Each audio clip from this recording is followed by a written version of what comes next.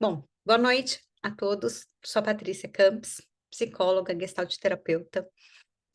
Estou aqui para falar de dois temas que são muito queridos para mim, né? Que é o processo de formação de vínculos, né? Então, quando uma criança é concebida e recebida, como é esse processo de formação de vínculos?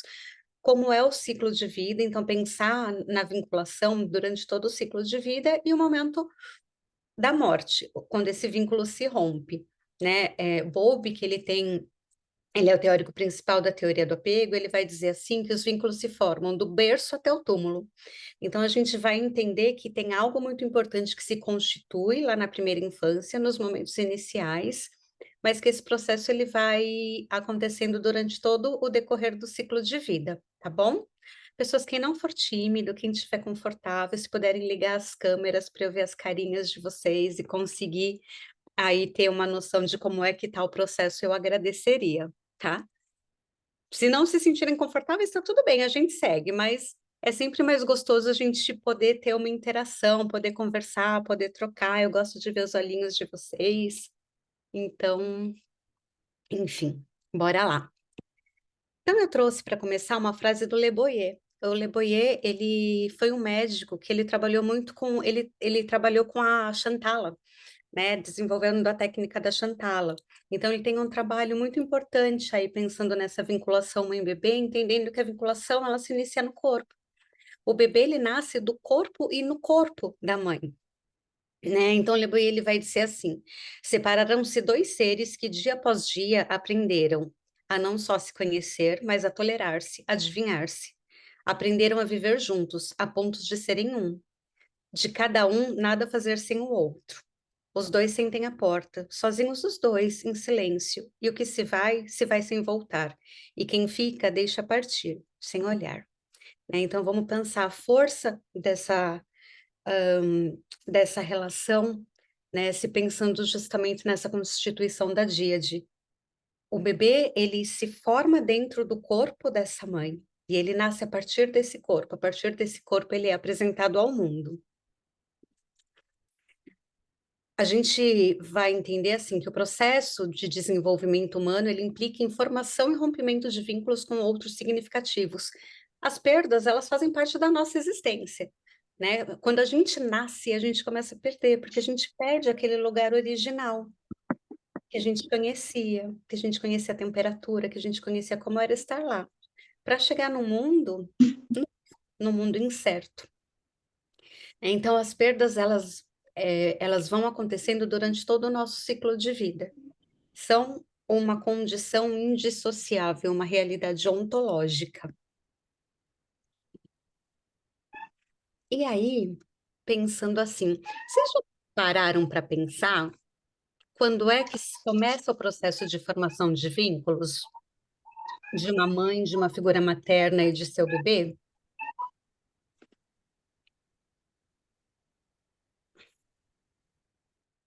Era uma vez uma criança que brincava de boneca, era uma vez um adolescente que escolhia nomes de bebês, era uma vez um encontro. Quando se inicia o processo de formação de vínculos? É quando o bebê nasce? É quando a mãe está gestando? Alguém tem alguma ideia?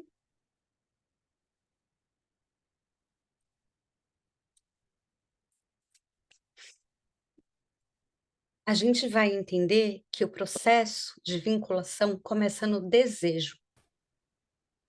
Quando se deseja e se idealiza um bebê, ele passa a fazer parte daquilo que a mulher, que o homem presume de vida, presume de mundo. E aí essa vinculação ela começa a se formar. Né? Então, a gente entende que, e isso partindo do pressuposto da teoria do apego mesmo, que o vínculo ele se inicia no desejo. E aí, disse para vocês, quando a pessoa idealiza um filho, ele passa a fazer parte disso que a gente chama de mundo presumido. E o que que é o mundo presumido? É a nossa concepção, sobre nós mesmos, sobre os nossos pais, sobre os nossos recursos para dar conta da vida, as nossas habilidades, o que a gente pode esperar de proteção no mundo, quais são os elementos que fazem parte da nossa vida cotidiana, né? Quem eu sou, onde eu moro, com quem eu vivo, onde eu trabalho, o que que eu faço. Todos esses elementos que me identificam neste mundo, eles fazem parte do meu mundo presumido. O Parks, que é um teórico, ele fala sobre luto, mas ele fala lindamente também sobre apego.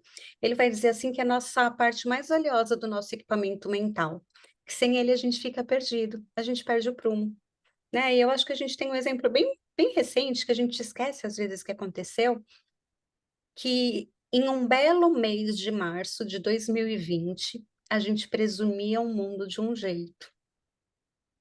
E aí, de repente, a gente ficou sabendo que chegou um tal de vírus que a gente não sabia direito o que estava acontecendo. E a gente dormiu um final de semana tentando entender, e a gente acordou com toda a nossa concepção de mundo presumido rompida, precisando ser modificada para dar conta dessa nova configuração. A gente já não podia trabalhar como a gente conhecia, a gente não podia conviver com as pessoas da nossa vida, né? Então a gente entende que qualquer mudança que acontece na nossa vida, desde as mais sutis até as mais impactantes, como a perda de alguém muito significativo, eles desorganizam o que a gente presume de mundo, e a gente precisa fazer uma reorganização. Pensando nisso, a chegada de um bebê muda o mundo presumido?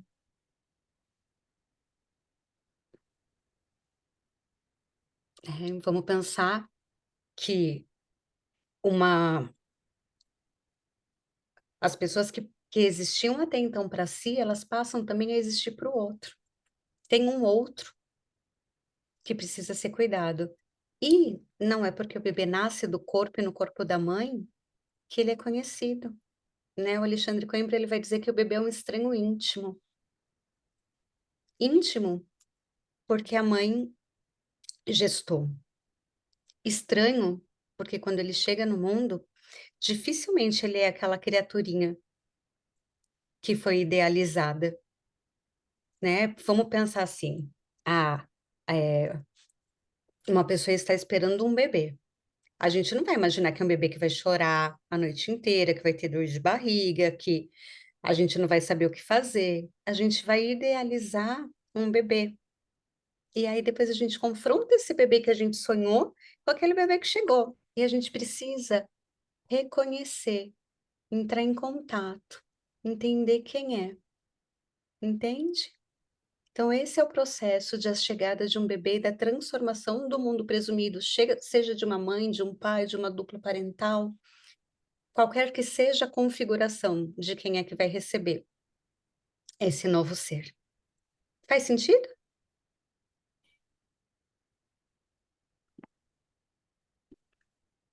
E eu acho que a Valéria, quando ela traz essa fala, ela fala justamente isso, né? Que a gente não consegue precisar o momento. Eu não consigo dizer que no dia 19 de março de 2022 se iniciou a vinculação mãe-bebê. A gente está dizendo de algo que é subjetivo e que escapa ao tempo cronológico. Mas a gente entende que em algum momento ele se inicia, que essa relação já começa a ser imaginada, que essa relação já começa a ser sonhada. E pensando atualmente, né, gente, às vezes eu recebo fotos de amigas, de pacientes que estão gestando, e vem aquele ultrassom do bebê que você vê, já vê a feição do bebê, você já vê a carinha, você já sabe com quem é que ele parece, né? Então já tem aí um algo que estimula ainda mais essa vinculação, porque aí esse bebê vai tomando uma forma, entendem? Gente, se eu estiver indo muito rápido, vocês me sinalizem, tá bom? E eu gosto muito desse olhar que vai dizer assim, que só para deixar claro aqui, né, quando a gente pensa na relação mãe-bebê, a gente pensa, quando a gente fala a função materna, a figura materna, como uma função, não como gênero, entende? Essa função ela pode ser ocupada por um pai, ela pode ser ocupada por outras figuras substitutas, Só para a gente entender que é essa pessoa que tem a função de receber e apresentar o bebê no mundo e sustentar os primeiros cuidados. Porque um bebê humano, ele não nasce com recurso para satisfazer suas necessidades sozinha. E ele leva um tempo para constituir esses recursos, então ele precisa ser cuidado, alimentado e cuidado em todas essas diversas dimensões, né? Então a gente pensa nesse lugar da morada. Esse bebê chegar numa morada. E essa morada, primeiro, ela acontece na subjetividade, entende? O bebê existe no ideário, o bebê existe na imaginação, no sonho, no projeto, né? Então ela vem a partir da subjetividade de o outro. E eu gosto muito, Safra, quando ele diz assim, que para que o acontecer humano se realize, essa criança precisa encontrar uma outra subjetividade que lhe dê um lugar, que possibilite o início de si mesma. A Sheila Antonic é uma gestalt terapeuta que tem um trabalho belíssimo. Ela tem uma citação em um dos artigos que ela escreve, que ela diz assim: somos ontologicamente seres de relação, nascemos do contato e para o contato, né? Então, a Gestalt, ela vai compreender que nós somos seres interdependentes, nós existimos em relação com o outro. E essa relação começa na subjetividade. Para depois se alcançar um lugar no corpo do outro, né? Então, como é que esse corpo recebe, como é que esse corpo gesta, como é que esse corpo se abre para ir para o mundo, essa criança, né? Como é que o corpo da gestante, durante todo o processo, ele alimenta a criança, ele embala a criança, né? Então, a gente primeiro alcança um lugar na subjetividade, para depois alcançar um lugar no corpo, para então alcançar um lugar na vida do outro, né? Então, é quando existe essa perda de ser por si, para o nascimento da condição de ser para o outro, né? E eu acho importante a gente pensar assim, que a experiência da maternidade, ela muitas vezes, ela leva a encontros também com como foi essa maternagem que essa mulher viveu. Ela teve lugar na vida de alguém? Porque muitas vezes não, né? A gente vai falando, parece assim que é tudo lindo e que sempre dá certo, mas às vezes não dá certo. Muitas vezes não dá certo, né? Então, como é para essa mulher também dar conta das suas próprias questões com as quais ela entra em contato para poder estar com o outro e oferecer suporte para esse desenvolvimento. Faz sentido para vocês? Tem o Safra, ele conta num dos cursos dele uma passagem muito interessante que ele diz assim de uma jovem que estava sendo atendida em psicoterapia e ela estava gestando. E ela tinha quase que uma obsessão com o enxoval do bebê, o enxoval do bebê, o enxoval do bebê, o enxoval do bebê. E aí ela consegue um dinheiro, aí ela fala, eu achei uma loja que vende roupa de bebê e eu vou com a minha mãe, eu vou começar a fazer o enxoval do meu bebê. E aí ela vai para essa loja, ok, fica com essa ideia, bora para a sessão de terapia.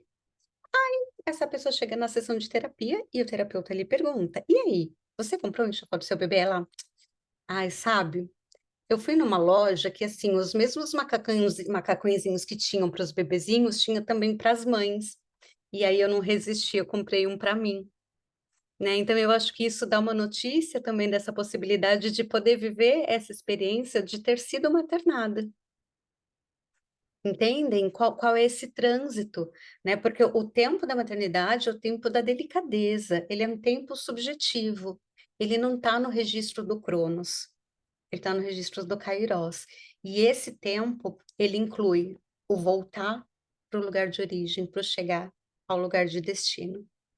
Entende?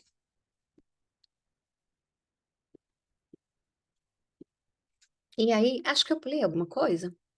Gente, assim, só para localizar vocês, eu vou tecendo vários diálogos, assim, a Gestalt me sustenta, mas eu gosto muito dessa possibilidade da gente tecer eh, posturas, né, principalmente olhando para esse pressuposto que é o pressuposto básico, que é a condição relacional do ser humano. E a Inês de Bartolo é uma teórica sul-americana que fala sobre o apego, e ela fala que a relação é a experiência mais potente, né, que a gente se conhece, se reconhece, pensa sobre nós a partir dos nossos vínculos, né. Então a gente vai pensar numa matriz vincular, como é que se vai se constituindo essa matriz vincular, que permite que a criança se desenvolva. Tem um autor, eu nem lembro se eu trouxe ele aqui, mas eu estou trabalhando ele na minha tese, que é o Boris Cyrulnik, ele é um autor francês do apego, ele diz assim que a criança precisa de um nicho afetivo para se desenvolver. Então como é que a gente constrói esse nicho afetivo? E veja, de forma alguma eu estou dizendo que a mãe é a única responsável por exercer esse cuidado, né. A Vera Iaconelli, ela tem uma frase linda que ela diz assim: "Não existe negligência materna, existe negligência social". Qual é a sociedade que não se organiza para ser aldeia para essa mãe, no momento tão frágil da vida dela, entende? Então a gente pensa também, para mim o apego, para mim a vinculação, ela para além de ser uma questão afetiva, ela é uma questão biológica e ela é uma questão social, ela é uma questão política, né, como é que a gente se constrói e se organiza enquanto sociedade, para que a gente possa ser heterossuporte para a família que recebe o novo bebê, para que essa família possa ser heterossuporte para essa criança, para que ela possa se constituir em sua autonomia. Faz sentido? Vamos mais um pouquinho então. E o tal do mito do amor materno? Alguém já ouviu falar? Nasce uma criança, nasce uma mãe, assim, ó. Criança nasceu, a mãe já está nascida, né? E eu penso sempre assim, que quando nasce uma criança, nasce uma possibilidade de nascer uma mãe, entende? E que essa constituição, ela vai estar sustentada em todo o aspecto sistêmico, o aspecto de campo. Quais são as condições que essa pessoa tem para se tornar uma mãe, né. Então hoje a gente já sabe que o amor materno ele vai sendo construído na vinculação da mãe e do bebê. Quando esse estranho íntimo vai deixando de ser estranho e vai sendo cada vez mais íntimo, a ponto do bebê fazer "hã", os cuidadores principais já saberem se esse "hã" foi de fome, foi de cólica, foi de qual a necessidade. Isso vai sendo criado um idioma pessoal, e aí isso vai se traduzindo. Entendem? Mas a gente, assim, a gente precisa ter muito cuidado com esses mitos, né, do amor incondicional, porque isso também sobrecarga, muitas vezes, a mulher. Pode falar, Aline. Boa noite. Tá ouvindo bem? Tô te ouvindo. Tá. Eu achei muito curioso o tema e causou muito que eu estou no último semestre de psicologia e nosso TCC, através do incômodo do meu grupo, que são todas mães, em relação às controvérsias da maternidade. Justamente dessa visão que a gente tem hoje da romantização da mãe santa, mãe perfeita, e a gente está trazendo nesse artigo que a gente está desenvolvendo para o TCC, a realidade, né, que a gente fala da maternidade real. Existem sim os bônus, né, o afeto, o vínculo, tudo que liga a gente, mas eu achei muito interessante estar aqui vidrada na sua fala, porque essa importância de visualizar também o ônus, né? E Claro. eu tirei a ideia desse TCC, inclusive porque eu sou vovó, tenho uma netinha de 2 anos, e eu sofri muito quando minha filha teve a minha netinha, porque ela teve depressão pós-parto, eu fui entender ao longo do tempo. Uhum. Você psicanalítica, era em posição fetal, ele do meu lado falou: Mãe, eu não amo minha filha como você disse que me amava. E aí foi quando eu comecei a explorar esse mundo do lado que a gente tem que começar a enxergar a realidade. É desgastante, tem hora que dá vontade de jogar o filho pela janela. E aí eu comecei a conversar com minha filha, explicar, filha, minha história de vida é uma, sua é outra. Você foi para mim uma válvula de escape, eu tinha uma família tóxica. Você não teve isso, né? Desculpa interromper aí sua fala, mas eu Ah, estou aqui encantada porque é o mundo que eu estou aprofundada aqui no meu TCC justamente sobre isso. Tem até a gente está embasada num livro de uma psicóloga que é a Janaína Silva, que tá. fala, o tema é Pode uma mãe não gostar de ser mãe? E é esse mundo que a gente precisa começar a mostrar, né, a realidade. É bom de um lado, mas é desgastante de outro. Tem o afeto, afeta psicologicamente, fisicamente. e infelizmente até na parentalidade acaba sobrando tudo para a mulher. Sim, Você sim, falou sim. essa questão de sociedade, né, de um grupo cuidar. Antigamente era assim, a gente tem pesquisado a história e a ideia era essa. Em algum momento, depois lá da industrialização, que atribuíram toda a responsabilidade para a mulher. Mas desculpa aí interromper, era isso. Imagina, gente, pode interromper que eu adoro ouvir outras vozes além da minha durante a fala. E depois eu quero ler seu TCC, Line. Eu acho importante a gente discutir isso, sabe? Para a gente tirar também todas as culpas, toda essa glamorização, gente, que óbvio que tem os ganhos, mas tem as perdas, tem os lutos, tem tudo que se perde nesse processo, né? Então eu acho que a gente precisa ter um olhar crítico, sabe? Para essas idealizações, né? Para que a gente possa até prevenir, porque eu acho que e isso é que eu estou estudando no meu doutorado agora, é como é que a gente trabalha a vinculação de uma forma preventiva e não de uma forma corretiva.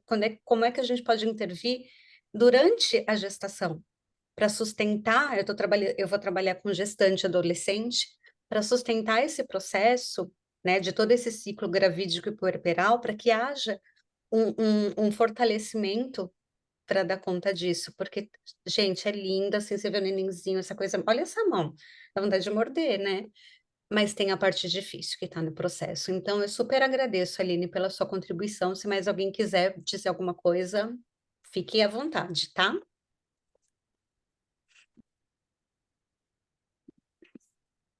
Bora lá. Gente, eu trouxe, óbvio, eu não vou conseguir me aprofundar nisso aqui, né? Eu dei esse curso aqui no Instituto mesmo ano passado, falando da vinculação, também no aspecto neurobiológico. Então, eu trouxe só uma pincelada para dar uma instigada, porque eu acho que a gente não pode perder isso de vista, né? A vinculação, ela é importante por toda a questão afetiva, mas vamos pensar assim, o bebê, ele nasce com córtex órbito-frontal, essa parte frontal, que é a parte do cérebro, a estrutura cerebral, que é responsável pelo engajamento social, apenas 30% constituída.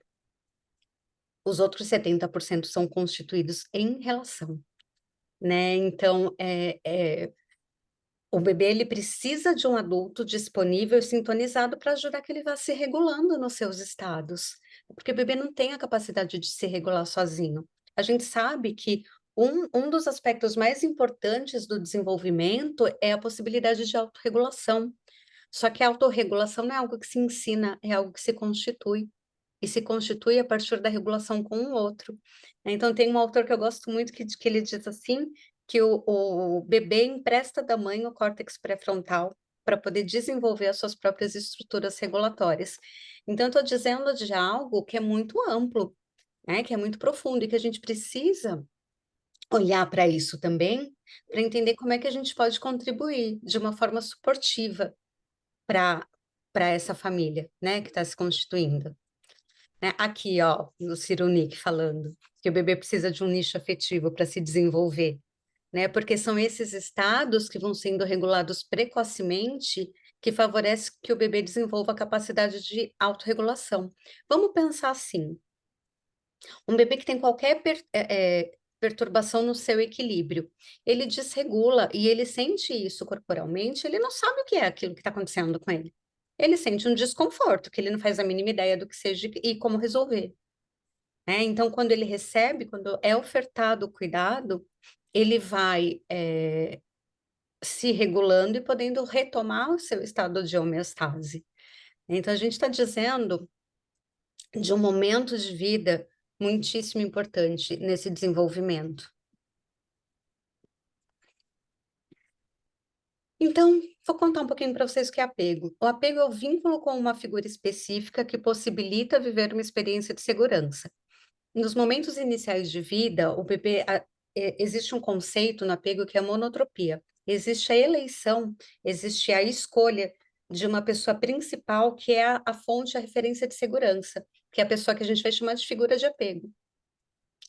O que diferenciou os estudos do Bowlby de outros estudos da psicanálise? Porque o Bowlby ele vem oriundo da psicanálise, mas aí ele foi supervisionando de Melanie Klein, e aí ele vai questionando algumas coisas e ele se aporta na etologia. Então, a grande novidade que o Bowlby traz para os estudos de desenvolvimento, e isso quando ele foi convidado pela OMS lá no pós-guerra, em meados de 1951, para compreender os efeitos da privação materna, é que quando ele vai estudar etologia, ele estuda o desenvolvimento das espécies. E aí ele vai entender que algumas necessidades são instintivas, ou seja, elas visam a sobrevivência da espécie. Como, por exemplo, comer não é uma necessidade instintiva? Se a gente para de comer, a gente começa a morrer, a comunidade dizima. Reproduzir também, né? Se a humanidade não se reproduz, a gente não tem uma continuidade da espécie. E ele vai dizer que a segurança também. A gente precisa se sentir seguro no mundo para conseguir se desenvolver. Por isso é que ele vai dizer que o apego é uma função biológica, né? Então, eu acho que a gente desconstrói também um pouco esse lugar comum quando a gente fala de apego como uma coisa ruim, porque quando eu digo apego para vocês aqui, eu estou querendo dizer vínculo. Então, o vínculo, ele tem também uma função biológica. Faz sentido? Patrícia, tudo Oi, bem? tudo Boa bem, André, e noite. você? Tudo bem. Eu queria fazer uma pergunta, né, dentro dessa linha que você está falando do apego, né, da importância desse lugar para o bebê, de ter um ambiente seguro e tal, né? E como que fica a questão do desenvolvimento de bebês que nascem prematuros, que foi o caso do meu filho. Ele Hum, nasceu de 6 meses e ele uhum, ficou durante 2 meses numa incubadeira no hospital, né, então não houve amamentação, né, e lá no hospital é aquela coisa, os aparelhos, né, tudo uhum. isso, aquela coisa, então o manejo do bebê ali é os aparelhos, os Sim. enfermeiros que estão ali, né. Como que isso impacta no desenvolvimento depois futuro desse ser, assim, nesse sentido também? André, eu acho que você traz uma pergunta muito importante, assim, porque a gente olhar, né, e quando tudo não é assim tão como o esperado, né? E aí o que eu vou te dizer é que, assim, a gente tem uma plasticidade muito grande, né? Então existem muitos relatos e muitos estudos de bebês que nascem prematuros e que talvez eles tenham um desenvolvimento que talvez não atinja aquelas marcas desenvolvimentais que algumas teorias vão estabelecer, mas a gente vai entender isso dentro de um contexto. E a gente vai entender que depois que esse bebê sai da incubadora, e ele chega numa família, entende? E aí a gente pode pensar que esse bebê tem toda a possibilidade de desenvolver um vínculo afetivo suportivo, ainda que ele não tenha tido isso nos momentos iniciais, por conta, sim, de questões que aconteceram de intercorrências no desenvolvimento dele. A gente pode pensar, por exemplo, crianças que elas são institucionalizadas muito precocemente, né? Bebezinho nasceu. Quando eu trabalhava em serviço de acolhimento, eu lembro que nós tivemos 2 casos da criança que nasceu e foi para o abrigo, nasceu e foi institucionalizada. Eu vou dizer que é uma fatalidade, que essa criança nunca vai desenvolver um vínculo seguro? Depende, a gente não sabe o que a história vai dizer, né, então a gente está dizendo, assim, de prevalência, mas a gente não está dizendo de fatalidade. Faz sentido, Andréia? Né, e eu digo uma coisa sempre para os meus alunos, eu disse sábado eu dei grupo de estudo de apego e a gente já está caminhando aí, acho que a gente está no 4º, 5º semestre já juntos, e eu disse uma coisa assim: "Se eu não acreditasse na possibilidade de ampliação ou de transformação, eu ia ser jardinista". Porque se eu sou psicoterapeuta, é porque eu acredito na capacidade, na plasticidade humana de constituir formas mais harmoniosas, a partir de do bebê chegar nessa casa depois de ter ficado na incubadora, a partir de um bebê que foi institucionalizado ser adotado por uma família carinhosa e suportiva, entende? Talvez tenham questões a cuidar, mas tem todo um universo de possibilidades que vai caminhar aí junto com essa criança e com todo o desenvolvimento dela ao longo da vida. Te respondi? Muito bom, obrigada. Imagina. Gente, eu não vou ler tudo isso para vocês, tá? Prometo. Mas eu trouxe por quê? Porque eu estou dizendo até agora de apego. né? E aí, talvez alguém possa estar se perguntando, mas a gente não está falando de Gestalt? Uhum. E olha o que o Peirce fala no Testemunho Ocular, que no nível psicológico, o homem necessita de contato, assim como no fisiológico necessita de comida e bebida.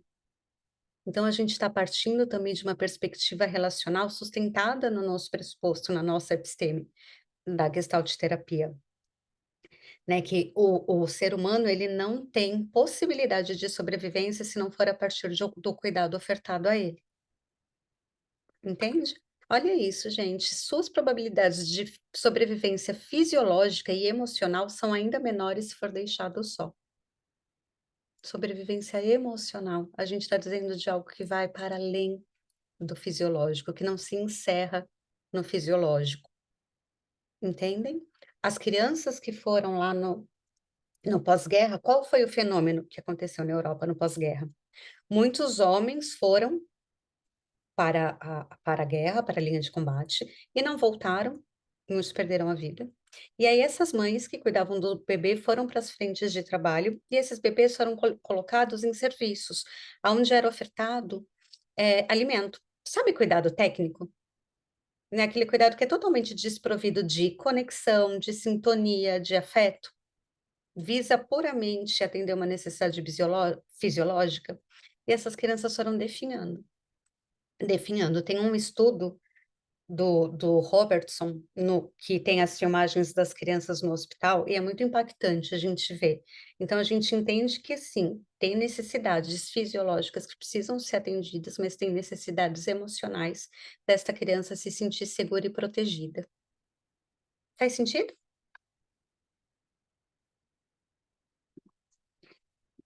E aí, gente, vamos pensar nesse todo desenvolvimental aí.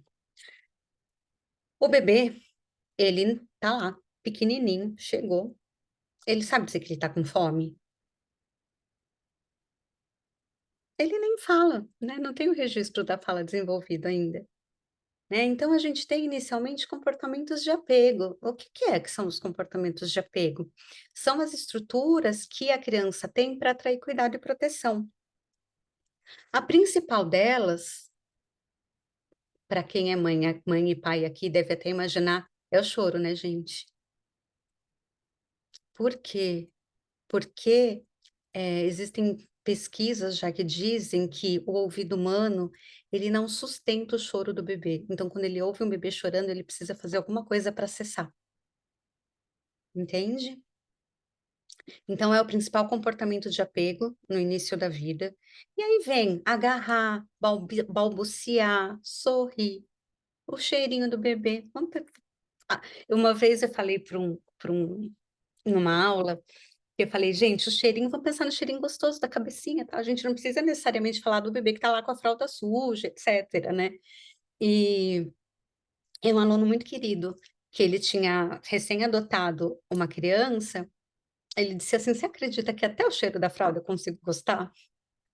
Então, a gente pensar assim, nessa sabedoria da condição humana para garantir a sustentação dessas necessidades.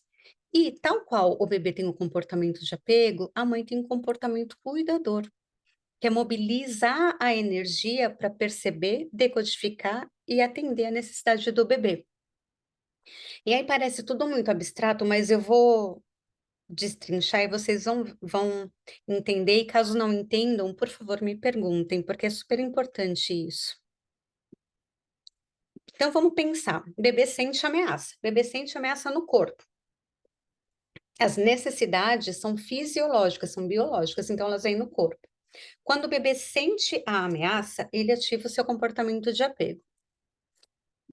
O comportamento de apego do bebê, ele vai ativar o comportamento cuidador da mãe, que vai se mobilizar para decodificar e satisfazer a necessidade do bebê. Quando a necessidade do bebê está satisfeita, o bebê desativa o comportamento de apego, ele desativa a sensação de ameaça. A partir dessa desativação, a mãe desativa o comportamento cuidador. Então, ambos entram em repouso. até que a próxima necessidade emerja, que vai ser dali a poucos minutos, né? Quem já teve bebezinho em casa sabe que a gente não estou dizendo de horas, não, estou dizendo assim, de dias, né? E aí, para a gente traduzir isso para os dizeres gestálticos, a gente vai pensar no ciclo de contato. Então, a ameaça para o bebê é corporal, sensação, entende? O comportamento de apego do bebê, ele vai ativar o comportamento da mãe, porque o bebê não tem consciência ainda para decodificar e nomear a sua necessidade. Então, a mãe empresta essa percepção e awareness para o bebê, para entender o que está acontecendo com o bebê. A mãe mobiliza a energia para atender a necessidade do bebê e sustenta a ação através dos recursos necessários para que essa necessidade seja atendida. O atender essa necessidade sustenta o contato. E a partir do contato, onde se fecha essa necessidade do bebê estar atendida, a mãe pode entrar em retração e ambos finalizam o ciclo, né? Então, eu trago esse ciclo para pensar de uma perspectiva desenvolvimental, que eu gosto muito da Gestalt, é a que eu me norteio, e que a Carla Poppa traz isso, não sei se vocês a conhecem, mas tem um trabalho belíssimo, ela traz isso no doutorado dela, que é assim, o bebê não percorre os ciclos de contato sozinho no seu início de vida, ele precisa de um cuidador atento e disponível para percorrer os ciclos de contato com a criança, emprestando as suas funções, para que o bebê vai constituindo um autossuporte e possa percorrer seus ciclos com autonomia. Isso é ensinado, gente? Isso é constituído. A gente não ensina autonomia. Independência, então, gente, não existe, tá? Vamos pensar na nossa perspectiva gestáltica. Se eu entendo o concebo humano como um ser em relação, eu vou dizer que nós somos interdependentes e constituímos autonomia no mundo durante o nosso processo de desenvolvimento. Faz sentido? Alguma dúvida?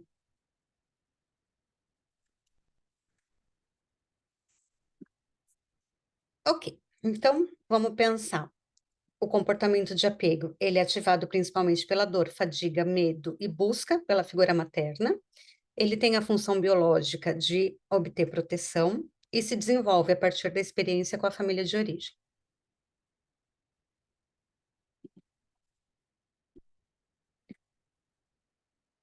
E tem uma coisa que é muito interessante, porque um dos aspectos que a gente entende, e na Gestalt a gente pensa também, quando a gente pensa na repetição de situações inacabadas, né? A gente pensa que pode haver um componente transgeracional em como é que a gente cuida. Porque muitas vezes a gente cuida do jeito que a gente aprendeu a cuidar. Se eu disser que muito da forma da gente cuidar está sustentada na forma como a gente foi cuidada, eu posso dizer também que tanto pela repetição como pela oposição, entende? Porque não necessariamente essas figuras cuidadoras vão repetir, por exemplo, ausências, negligências, faltas. Muitas vezes elas já ampliaram as suas formas relacionais, elas estão disponíveis a se oferecer de uma outra forma para o desenvolvimento dessa criança. Faz sentido?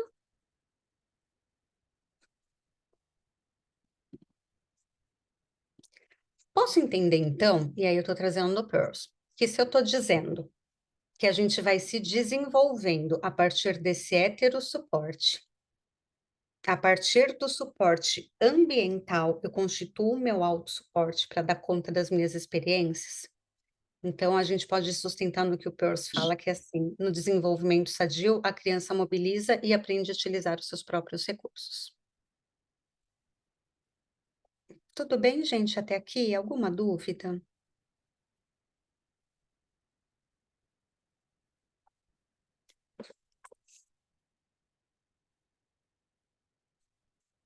Posso dizer, então, para vocês que crescer é construir um equilíbrio entre intimidade e exploração? E aí eu queria trazer 2 conceitos que são lindos, eu acho que eu não botei aqui, eu vou até olhar, eu botei, que são os conceitos de base segura e porto seguro, entende? Quando a criança, ela tem e vamos lembrar assim, gente, em nenhum momento a gente está dizendo que 100% das necessidades das crianças têm que ser atendidas imediatamente, entende? A gente quer dizer cuidados suficientemente bons no tempo e no espaço. A partir do momento que ela vai sendo sustentada, ela vai vivendo e internalizando uma base segura. Ela sabe que ela tem uma base segura da onde partir para explorar o mundo, porque a gente explora quando a gente se sente seguro. Faz sentido para vocês? E aí, a gente tem uma outra função, que é a função de porto seguro.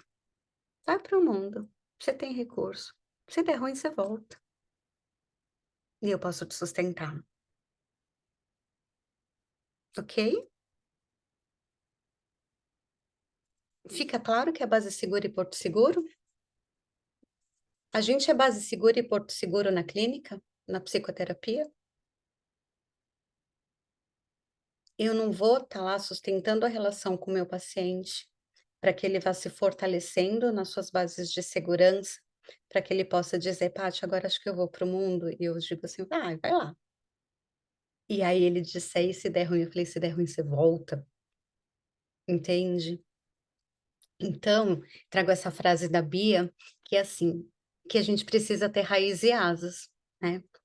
Sem as nossas raízes, a gente não vive experiência de confiança, e sem asas a gente fica sem esperança,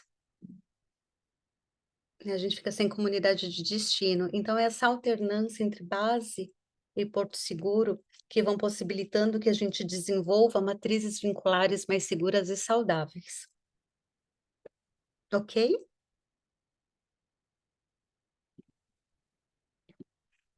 Aí, e eu acho que assim, para ficar claro isso que eu falei das plasticidades, vamos pensar assim, que a gente tem períodos sensíveis, onde a gente vai ampliando as nossas relações e que a gente pode ampliar ou modificar para estilos mais saudáveis.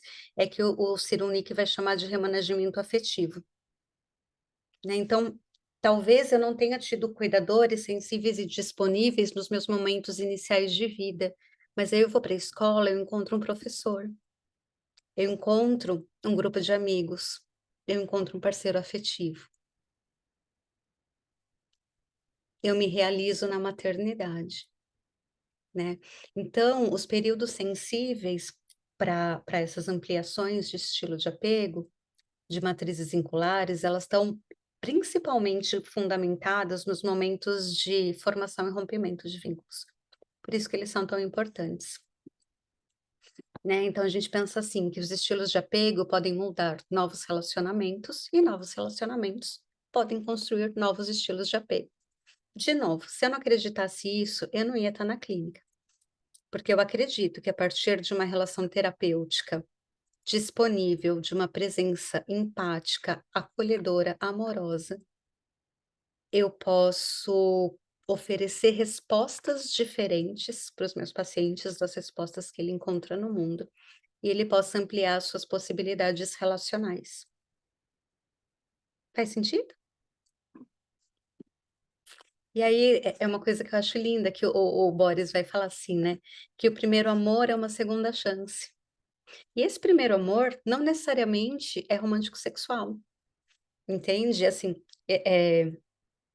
eu tenho um grupo de amigas de infância que a gente acho que, sei lá, a gente devia ter uns 10, 11 anos quando a gente ficou amigas, e nós fomos base e porto seguro umas para as outras durante toda a nossa vida, até hoje.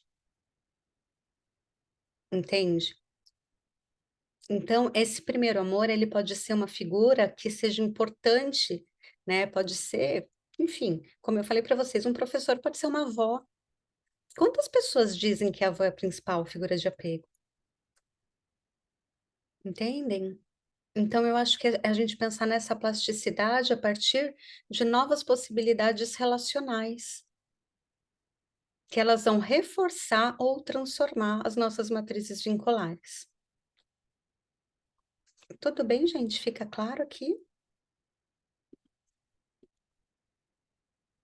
Então, isso eu boto aqui em negrito, porque eu acho que é uma frase que a gente precisa grifar, né? As nossas matrizes vinculares, elas são tendências. A gente tem uma tendência à manutenção, mas com uma grande possibilidade de mudança. Tudo bem?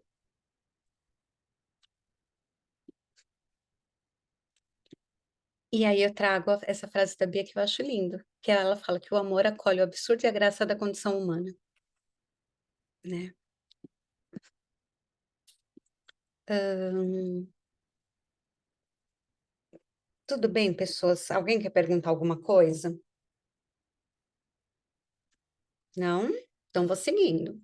E aí a gente vai pensar na constituição de casal, né? Eh, que a gente vai levar toda a nossa história, né? Eu estava atendendo hoje uma paciente que ela está assim vivendo um momento muito doloroso na relação afetiva dela, e eu dizia para ela assim que para mim a formação de um casal são duas galáxias que vieram de lugares muito distantes e de repente elas se colidem para formar um novo sistema. Cada qual vem com a sua bagagem, com a sua história. E como é que isso se conjuga? Porque uma relação é a conjugação do nós, né? Quando a gente se relaciona, a gente conjuga o nós. E isso precisa ser construído, porque cada um vai vir com a sua matriz, com a sua história, com a sua biografia, com as suas dores, com as suas conquistas. Entendem? E a gente continua lá. Lembra que eu falei para vocês que é do berço até o túmulo? A gente continua lá em todo esse processo de desenvolvimento das nossas matrizes vinculares. Até que começa a caminhada para o encontro com a velhice, né? Que a depender de como se viveu, ela vem como o tempo da colheita.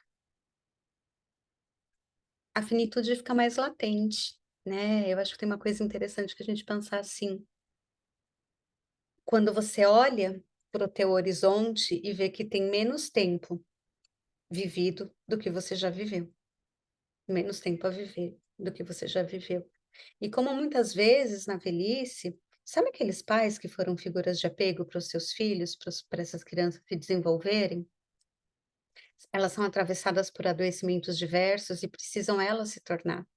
Esses filhos se tornam figuras de apego para os seus pais. E aí fica nessa dupla função, porque os pais não deixam de ter o lugar também.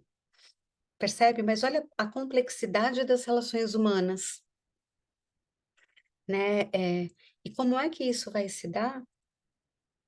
É mistério, né? O ser humano é mistério encarnado, não existe manual. A gente estuda tudo isso para uma forma compreensiva, entende? Mas eu não posso dizer assim que todo mundo que está aqui, todas essas janelinhas que eu estou vendo, vão se desenvolver da mesma forma, vão chegar nos mesmos lugares. Porque cada um é atravessado pela sua história, pela sua biografia e pelo seu caminhar. Faz sentido? Então, no processo de envelhecimento, vai se tendo uma apropriação da experiência de passagem dos anos, uma construção, uma liberação das obrigações, muitas vezes, né? Porque muitas vezes a pessoa não tem realmente mais condições, um tempo de perdas, de preparação para a morte, né? E muitas perdas vão acontecendo, né? Outro dia eu estava atendendo uma paciente minha que ela está no processo já uma paciente bem idosa, assim, no processo de envelhecimento, e ela dizia assim para mim que ela era a última folhinha da árvore, né? Que todos os delas já tinham ido.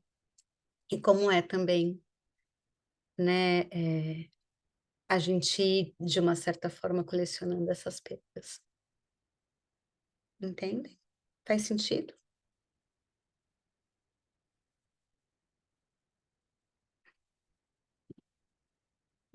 E aí a gente vai entrar agora nos processos de morte e luto, né? E aí eu acho que a gente entra num lugar de delicadeza, numa seara muitas vezes exigente, árdua, difícil, né? Então eu sempre, quando eu busco abordar o tema da morte, eu busco abordar primeiro com a poesia, né? Então, Rubem Alves ele vai dizer assim que a morte nunca fala sobre si mesma, ela nos fala sobre aquilo que estamos fazendo com a própria vida. As perdas, os sonhos que não sonhamos, os riscos que não tomamos, os suicídios lentos que perpetramos. Embora a gente não saiba, a morte fala com a voz do poeta, porque é nele que as duas, a vida e a morte, encontram-se reconciliadas, conversam uma com a outra, e dessa conversa surge a beleza. Então agora a gente entra nesse outro território, a gente nasceu, aí a gente foi percorrendo viver, né, a infância, a vida adulta, as novas relações, os crescimentos, o envelhecimento, e a gente chega na finitude.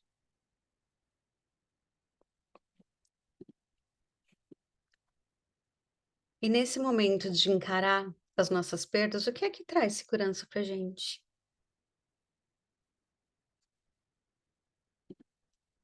Lembra que a gente dizia lá no comecinho que o nosso mundo presumido é o que confere a gente segurança no nosso caminhar?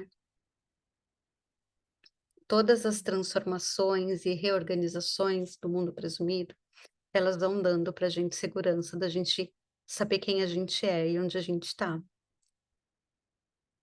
entende? E possibilitar essa vivência integrada de uma experiência de se sentir seguro no mundo.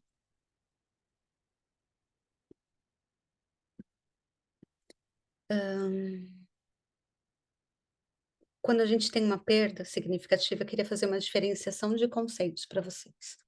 A gente tem o conceito de perda, né? Então, perda é um conceito. Perda é uma condição ontológica indissociável da existência, a, a qual todos nós vamos enfrentar por muitas coisas. E a gente tem o processo de luto. O processo de luto é uma reação natural e esperada frente ao rompimento de um vínculo significativo. Luto é processo, não é evento. E é um processo ativo de elaboração de uma perda ou de atravessamento de uma perda. Entendem? Então, quando a gente pensa em luto, eu queria que vocês ficassem com essas palavras: é natural, é processo e é ativo. Luto é travessia, entende? O Parks ele vai dizer que é um processo de aprendizagem que vai possibilitar a gente construir uma nova concepção sobre o mundo. Porque lembra que eu perguntava o que traz segurança para você? De repente você pensou: ah, quem traz segurança para mim é meu parceiro, minha parceira afetiva. E se você a perde? Como fica a sua segurança? Como fica o seu mundo presumido? É, e o processo de luto é isso, é a gente viver as nossas perdas. Tem um grupo de WhatsApp que eu participo, né? E é um grupo muito interessante porque são todos trabalhadores do luto, né? Psicólogos que estudam luto. Que nós nos conhecemos no congresso de luto, então tínhamos todos um objetivo comum, né, de aprofundar nessa temática, e a gente estava conversando ontem, porque surgiu um post X no Instagram, que alguém postou lá, dizendo assim: "Ah, eu não trabalho com luto". E eu penso assim: "Gente, será que alguém aqui que está na clínica não trabalha com luto?". Eu não acredito, porque o luto não é só por morte, entende? Para mim, viver a ai, me fugiu a palavra, mas viver cada vez mais a minha impossibilidade de enxergar sem óculos e que agora realmente está impossível, foi um luto muito grande, entende? Para mim, perder a minha gatinha, há 2 anos atrás, foi um luto muito grande, entende? Para mim ter perdido 2 anos e pouco da minha vida confinada, perdido sim no sentido de não poder estar com os meus amores, não poder estar realizando os meus sonhos, foi uma perda muito grande. Então, para além das perdas concretas, a gente tem tantas outras perdas simbólicas. Um emprego, um casamento, uma função corporal, a saúde. Então, quem está na clínica trabalha com luto. Por isso, eu acho fundamental a gente entender que o luto é uma reação natural, esperada, é processo e é ativo. Faz sentido?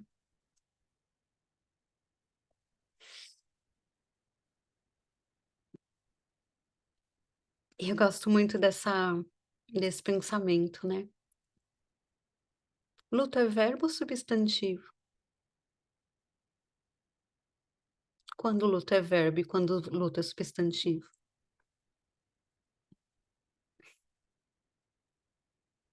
Porque eu luto, entende? E eu luto muitas vezes para dar conta de todas as histórias pelas quais eu vou vivendo, todos os sofrimentos, todas as perdas. Então luto é luta também. O luto é uma experiência singular que se dá em uma esfera coletiva. Vocês já pararam para pensar em dados que foram divulgados na pandemia, que para cada pessoa que morria, 10 entravam em luto? 10 viviam o luto? E imagina de cada uma dessas 10 viver esse luto na sua própria dimensão comunitária, na sua própria rede relacional. Vocês percebem que eu posso pensar em jogar uma pedrinha na água e essa pedrinha vai formando ondas e ondas e ondas e ondas, que às vezes a gente não tem nem ideia do tamanho que vai ficar? Entende? É, acho que é isso, André, é luto para dar conta do luto, né. Então, eu acho que essa visão, né, e foi tão interessante porque eu levei essa visão para uma palestra que eu dei lá na PUC Campinas, também numa semana da Psi, e aí depois um dos alunos, da graduação falou para mim: "É essa frase que está escrita na nossa salinha do centro acadêmico, do diretório acadêmico, que eu nunca tinha entendido até agora. Luto também é verbo", entende? Então eu queria trazer essa visão para vocês, né, e é uma seara de muita delicadeza. Não é a gente que diz como a pessoa se enluta, como ela vive o luto, que normatiza o luto dela. O luto é o processo dela, é ela que vai dizer. O luto tem tempo? Tem um prazo regulamentar para a gente viver o processo de luto por alguém? Gente, o luto é uma experiência infinita. O luto não tem fim. Eu posso acomodar um luto agudo, mas eu sempre vou ter essa marca. E a gente pode se deparar com essa experiência de perda em momentos muito posteriores da nossa vida, entende? Imagina uma criança que perde as figuras parentais ainda na infância e todos os marcos e rituais que ela tem depois na vida dela, ela não tem essas figuras. Ela não pode voltar a sentir essa dor na sua formatura, no seu casamento, no nascimento dos seus filhos, entendem? Então eu acho que a gente precisa estar muito atento quando a gente vai, né, eh, atuar nessa seara. É a clínica da delicadeza, né, a gente lançou um livro em maio, agora o Luto Travessia Possível, que é o livro oriundo do curso que a gente deu aqui no IGSP. E a Dani tem um capítulo lindo que ela fala do luto como a clínica da delicadeza, da sutileza, do tempo fora do tempo, né. O luto, a partir de uma perspectiva gestáltica, é um processo contínuo de mudanças, no qual novos ajustamentos precisam ser criados para enfrentar o desequilíbrio causado pela perda, buscando a retomada dos processos autorregulatórios. Uma experiência dessa intensidade transforma nossa forma de viver, os sentidos que damos à nossa existência, aos outros e ao mundo. Esse é o conceito de luto que eu construí na minha dissertação de mestrado. A gente não passa por uma experiência de luto ileso. A gente não entra o mesmo. A gente não sai o mesmo que entrou. Alguém aqui saiu igualzinho depois da pandemia? Gente, impossível. A gente viveu um tsunami no nosso mundo presumido e a gente precisa recolher escombro e reorganizar tudo isso. Criar um novo sentido. Sabe, para mim é muito recorrente na minha clínica as pessoas que vêm agora que estão voltando para o presencial, porque eu vou dizer, não sei como que tá para vocês, mas o pessoal tá duro de querer voltar para o presencial, já começa daí. Aí os que chega, que falam assim para mim: "Pati, eu não uso mais salto, eu não uso mais calça apertada, eu não faço mais depilação, eu mudei porque a pandemia passou e eu vi que eu podia viver sem isso, não preciso mais". Então a gente tem desde as mudanças mais sutis até as mudanças maiores. Quantos de nós não devolveram seus consultórios, seus espaços, e passaram a viver nessa dimensão online. Entende? E tudo isso são processos de luto que a gente passou.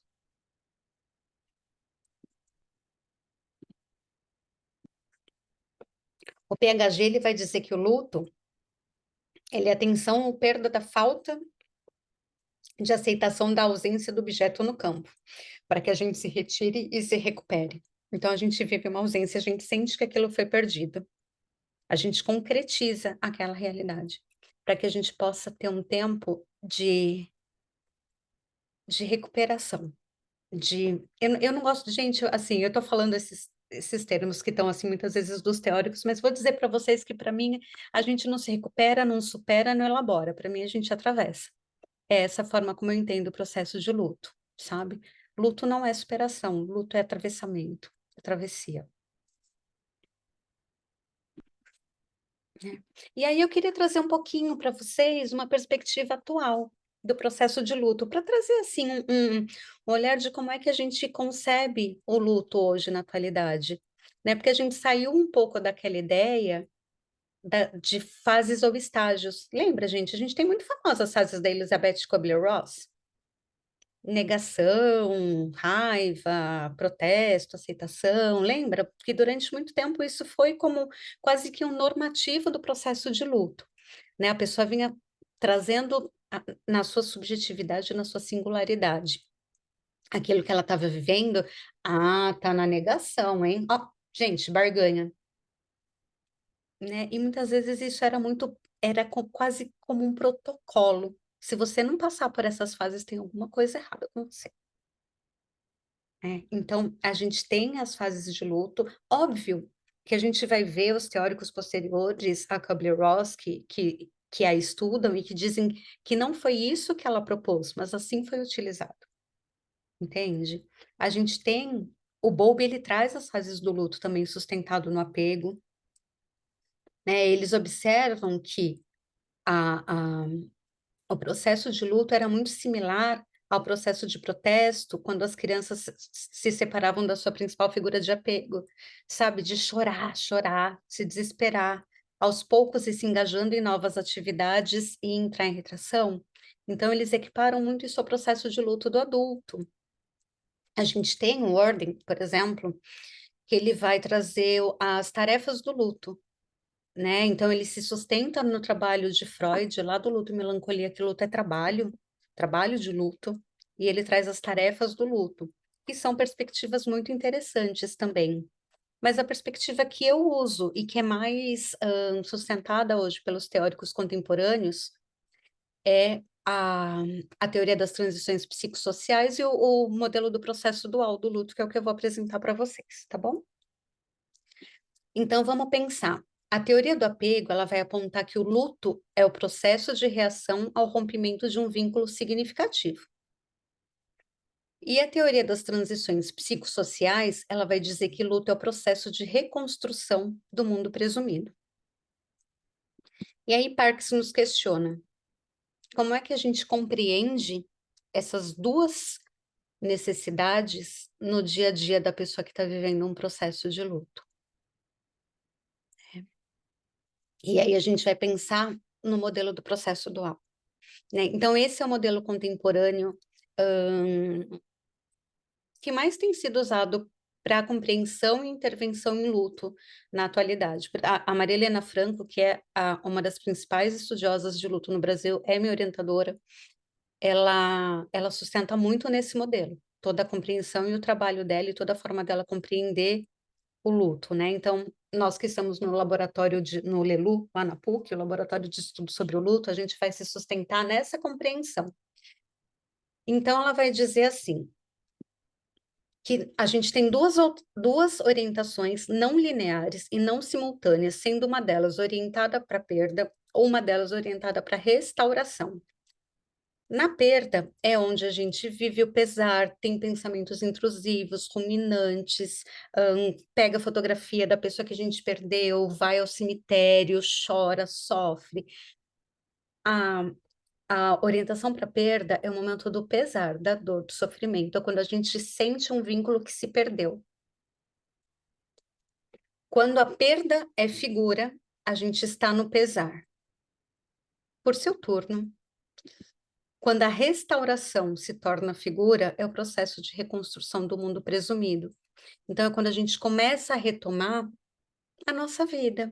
A gente sai para trabalhar, a gente retoma a relação social, a gente começa a se engajar novamente em atividades com a família.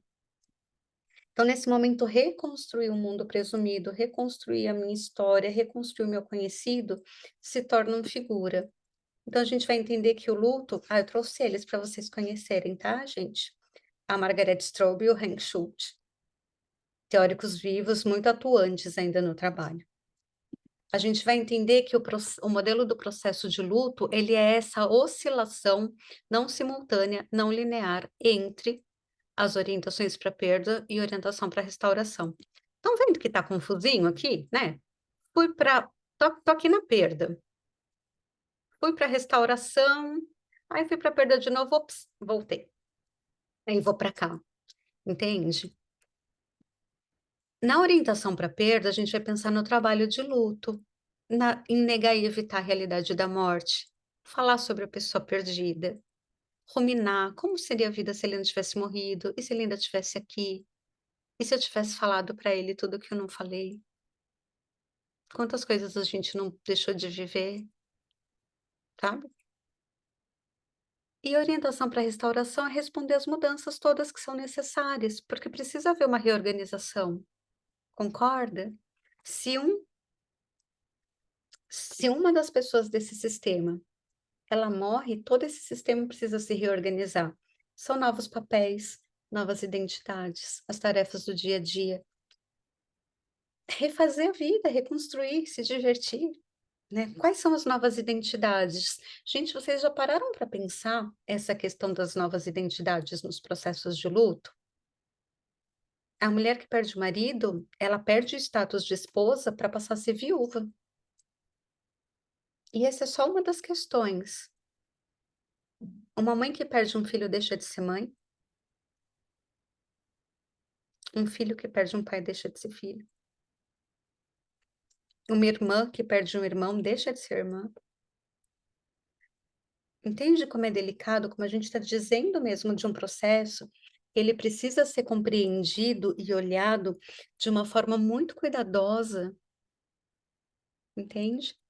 Se eu estou dizendo para vocês que, vou voltar aqui na figurinha, aqui, que essa oscilação é a forma saudável de você atravessar um processo de luto, atribuir um sentido para aquela perda, construir um significado, internalizar o vínculo, porque a gente não perde o vínculo com a pessoa, a gente transforma, a gente internaliza, a gente entroniza as nossas pessoas, elas passam a viver dentro de nós.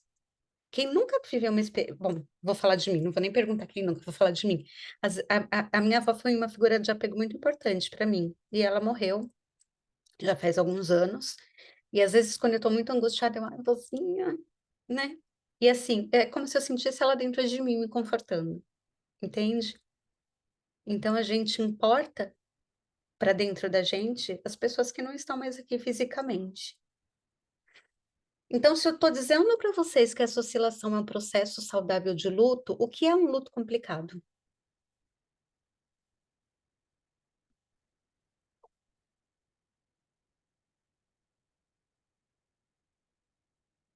Ideias?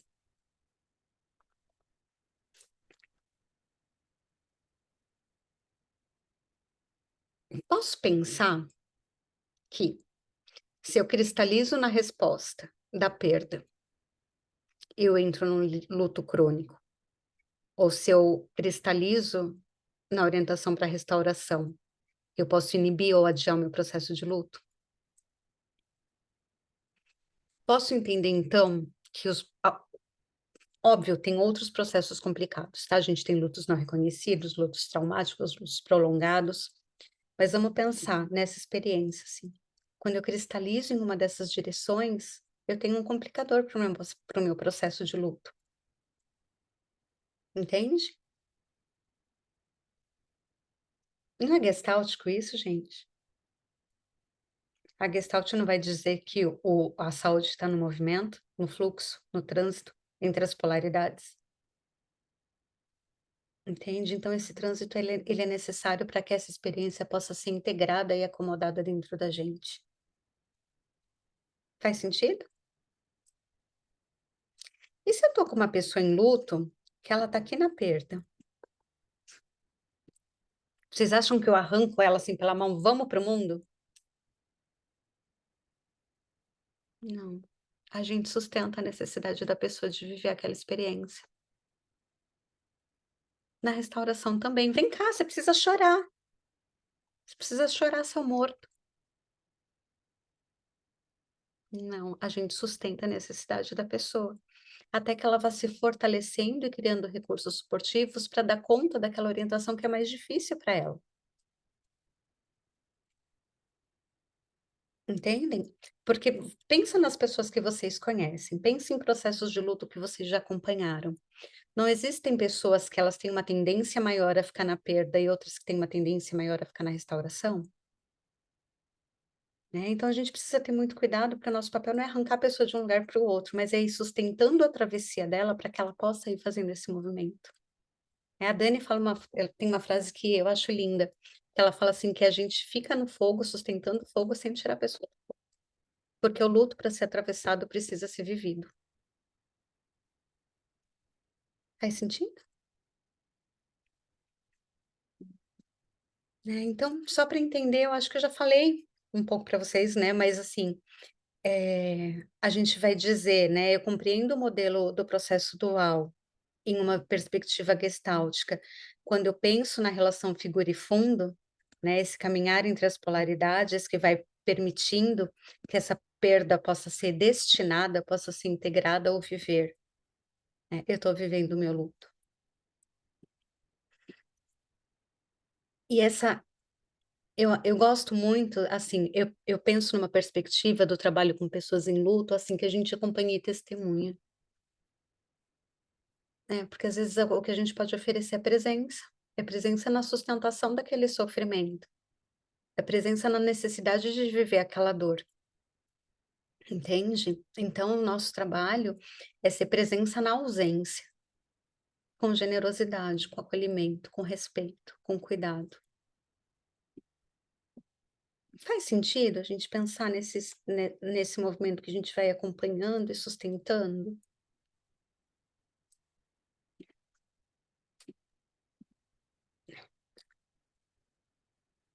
E sempre no tempo da pessoa, né? Eu, essa citação é de um artigo que eu escrevi com a Esther Huang, que está na Sampa GT. E, e assim, a gente precisa, a gente, né, às vezes as pessoas falam assim, mas o que que eu faço com aquilo que foi da pessoa que morreu? A gente compreende qual é a necessidade daquela pessoa manter ou não. Aquilo, se nos objetos, nas roupas, nas coisas que eram daquelas pessoas, se depositam saudades, se depositam afetos, entende? Então a gente precisa ser muito cuidadoso com a concretização desse desenlace, né? A gente não pode impor um tempo cronológico. Ó, em 2 meses você tem que desocupar todo o armário. Não, gente, não existe. É o tempo de cada um. Falei da vovó, né? Eu tenho uma blusa de lã da minha avó, gente, juro que daqui a pouco ela desmancha, de tão velha que ela tá. Porque era a blusa preferida dela, que ela usava o tempo todo, e agora eu fico usando o tempo todo também.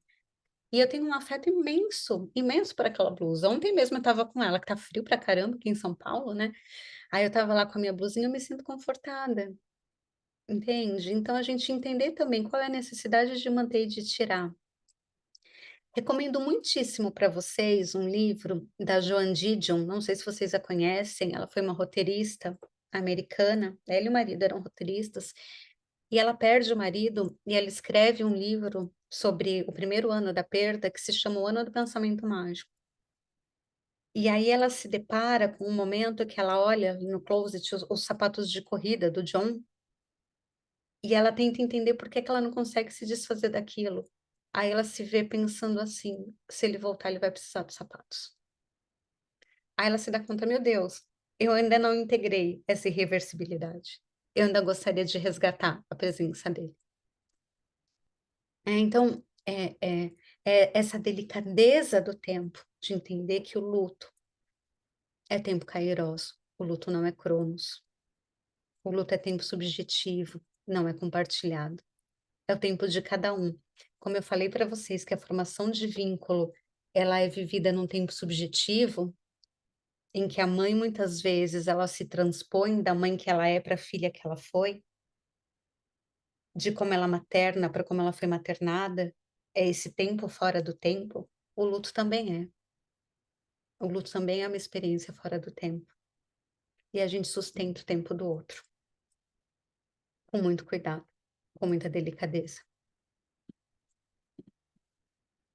Então, luto é processo, travessia, né? Processo habitado por lembranças, dores, significados sensíveis. É uma travessia árdua e exigente, mas possível, especialmente se ela for vivida em companhia, em testemunha. A Bia tem uma frase que ela gosta muito, a Bia é a Beatriz Cardella, não sei se vocês a conhecem, para mim é uma grande mestra na Gestalt terapia, que é que quando a gente consegue ser esperança na desesperança, a gente já abre a esperança de que é possível. O Parks ele vai dizer que o luto é o custo do compromisso, só se perde aquilo que se tem. Então, a única forma de eu não viver um luto é eu não amar. Quando a gente ama, a gente vive um luto. Quando a gente perde.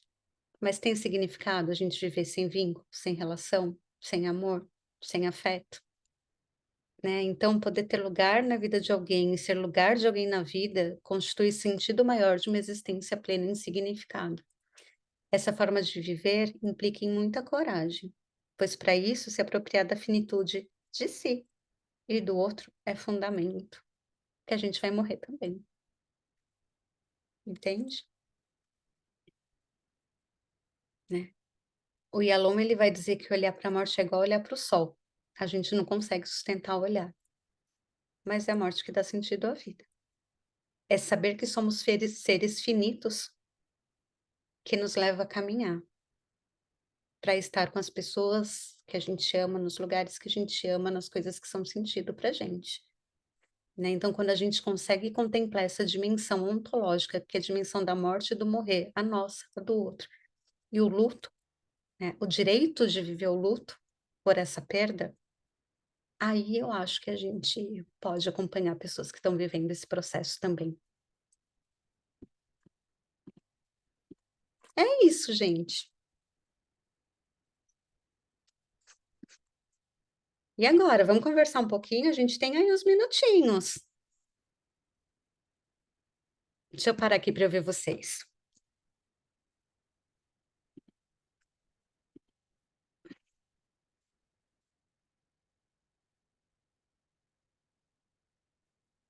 Oiê, Pri, não tinha te visto. Eu esperei para aparecer só agora. Boa noite. Boa Parabéns, noite, querida. Paty. Linda. Quanto potência nessa delicadeza. Gente, foi corrido, eu sei, né?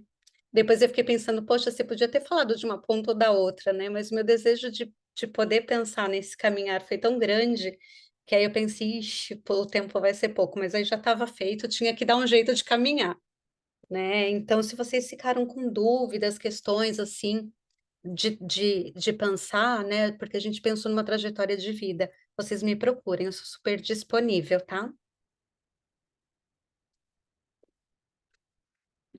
E aí, gente, sem dúvidas.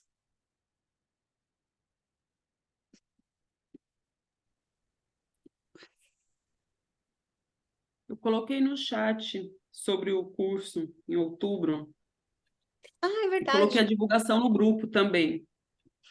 Ah, gente, eu ia pôr no slide, mas eu esqueci. Eu vou dar 2 cursos sobre esses 2 temas, né? Um em outubro, eu não lembro se é em novembro ou dezembro de luto, mas são 2 cursos de 12 horas, então não são cursos de extensão, são cursos de introdução, mas muito mais aprofundado do que a gente viu com estudo de caso, com vivência, né? Então, se vocês tiverem desejo aí, e eles não são, como eu posso dizer? Você não precisa necessariamente fazer os dois, você pode querer fazer só formação de vínculo, só o de luto. São no Instituto, Paty? São, Cissa, mas vão ser no formato online. Online, tá. No formato online. Tá bom. Vou aproveitar que eu tô com o microfone aberto, mas é para agradecer essa delicadeza mesmo. Eu tô mexida aqui, então fiquei emocionada algumas horas também, mas muito lindo. Ah, Obrigada. obrigada. Obrigada, querida. Você é sempre Bom muito te ouvir. generosa. Muito bom. Gente, para quem também se interessar pelo processo de luto, a gente lançou um livro pela Sumos. Eu tô sem ele aqui hoje. Luto Travessia Possível. Vocês encontram na Amazon, onde a gente fala, né, sobre luto e Gestalt. Tem um pouquinho sobre luto e apego, e a gente fala da perda, a perda pelo fim da conjugalidade, né, pelo rompimento amoroso, como se constitui a concepção do luto na criança. Tem um capítulo muito bonito da Esther que ela fala sobre a perda da amizade, como é quando a gente perde um amigo, que a gente vive um luto também, né? Às vezes o amigo nem morreu, mas ele não faz mais parte da nossa história. Então, enfim. E se tiverem algum tema mais específico que vocês tenham desejo de procurar vocês, é só vocês me procurarem pelo WhatsApp, pelo Instagram, o que for mais fácil para vocês. Ai, me veio mais uma coisa, posso falar? Claro, Cissa, Não, por que me favor. chamou a atenção, eu acho muito linda e importante essa visão de não superar, não do atravessamento, porque a gente vive numa cultura tanto performática e é uma delicadeza com outro ser humano pensar que você não tem que superar, você não tem que, né, elaborar. E ela é também agressiva e violenta, num certo sentido também, né? Nossa, Eu muito, Cícia. acho muito bonita essa perspectiva e é uma aprendizagem, porque a gente é encharcado de receitas e fórmulas de superação e dar o seu melhor. E aí fica uma coisa desumana até, né? Chega nesse... Desumano, é. Eu sublinho desumano. E eu penso assim, o luto, ele não é um obstáculo a ser superado, ele é um processo a ser vivido, com todas as suas vicissitudes e delicadezas. Uhum, muito lindo, Paty. Patrícia, e também cada um, né, dentro do que você expôs, tem o seu tempo, né, de vivenciar isso, né? Acho que, como você falou, uns passam mais rápido, outros um pouco mais, né? E dentro de um processo terapêutico, né, acho que a gente é assim, né, fazer muito mais o manejo no acolhimento, né, nesse lugar, né, de acolher, de suportar aquele sentimento, né, que eu acho que talvez até a questão da superação está muito nisso, né, da pessoa ir ali. Eu tô com atualmente eu tenho uma cliente que está nessa fase, ela perdeu o pai, né, e então, assim, eu até estou bem prestando atenção, porque, assim, a forma que eu tenho conduzido muito mais é tá ouvindo, né, tá ouvindo, deixando ela falar. Aí a última vez eu falei para ela, né, falei: "Ah, que você diria, né, vamos falar alguma coisa, se você, vamos falar alguma coisa para o seu pai, fala para ele alguma coisa, aquilo que você sente, o que que você diria para ele, né?". E aí ela trouxe, né, ela conseguiu expressar, chorar, então foi bom nesse sentido, porque pelo menos tira, né. E Uhum. aí eu estou muito mais conduzindo isso, inclusive no dia da te no dia da terapia, eu estava esperando ela em sala e ela não foi, porque o pai tinha ela acabou de me passar mensagem: "Meu pai acabou de falecer", né, então e aí agora ela não tá vindo, né, ela não vem com frequência, mas eu estou deixando ela no tempo dela, né. Aí que nem agora eu passei uma mensagem: "Ah, tudo bem, tô aqui, tô por aqui", então não tô forçando ela, né, tô deixando ela Uhum, no tempo dela, ver como é que ela vai e tô assim com ela, sabe. sei. Mas é assim mesmo, né? A gente vai acompanhando, assim. Eu estava olhando aqui que eu estava querendo achar uma frase para vocês que eu acho muito bonita, que eu acho que vai bem de encontro a isso, Andréia, que é assim, olha que bonito. Não sei se vocês conhecem a Chimamanda, né? Ela é uma escritora e ela tem um livro lindíssimo que chama Nota sobre o Luto, que ela escreve na pandemia quando ela perde o pai, né? Que foi para ela uma perda avassaladora. E ela diz assim, que o que não parece um cutucão proposital numa ferida é um simples eu sinto muito, porque em sua banalidade essa expressão não presume nada, né? Então a gente não diz ele descansou, ele foi um guerreiro, ele está num lugar melhor, ele não vai descansar se você está sofrendo. A gente não diz nada disso, a gente diz eu sinto muito, eu estou aqui com você. O que que eu posso fazer para você nesse momento? Da mesma forma como a gente não diz para a puérpera, nossa, mas seu cabelo tá bagunçado, sua casa tá suja, você não tá cuidando da criança, entende?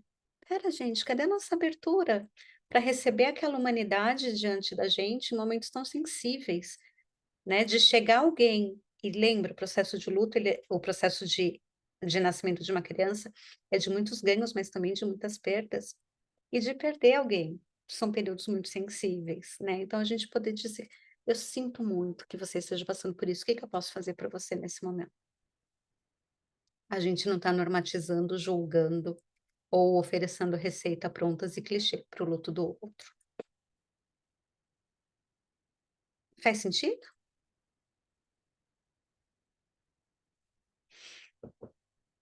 Ah, gente, acho que é isso. Foi muito bom estar aqui com vocês, assim, ver essas carinhas. É muito gostoso, né? Sempre. Sei que é um tema difícil, né? É pesado. Aí eu sempre fico pensando assim, Patrícia, você podia fazer isso durante o dia, né? Para depois as pessoas terem dormir mais ventiladas, assim, né? Ouvindo uma palestra de um tema mais ventilado. Mas, enfim, quando a gente gosta. É muito doido dizer assim, né? Eu gosto de trabalhar nessa clínica, eu gosto de estudar esse tema, mas na verdade eu gosto, né? Por N fatores, assim, isso dá um significado também para minha vida e para minha história, sabe? É um jeito também de destinar e encontrar um sentido para as minhas experiências de perda, né? Então, eu espero ter podido contribuir aí um pouquinho com vocês, e estou super à disposição para se vocês tiverem dúvida, quiserem indicação de material, livro, filme, série, é o que não falta de, de possibilidades múltiplas aí de abordagem do luto.